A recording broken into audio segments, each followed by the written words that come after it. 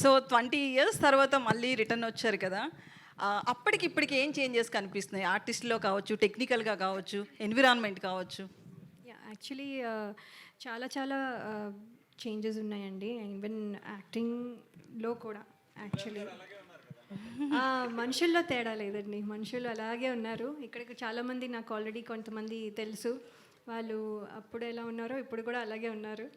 So మనుషుల్లో కాదు కానీ బట్ బేసిక్లీ యాక్టింగ్లో కూడా ఆర్ యూనో ఇప్పుడు చాలా న్యాచురల్గా వెళ్తున్నారు. అప్పుడు కొంచెం డ్రమాటిక్గా ఉండేది కొంచెం.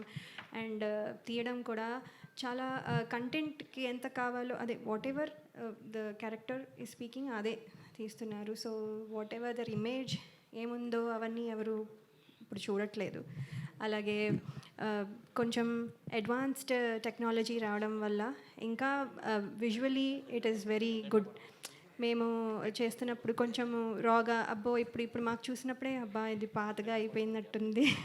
అంటే మాకు మా సినిమాలే మళ్ళీ చూసుకోవాలంటే కొన్నిసార్లు బా దాని బదులు కొత్తది చూద్దాం అనిపించే ఈ రోజులు కూడా ఉన్నాయి.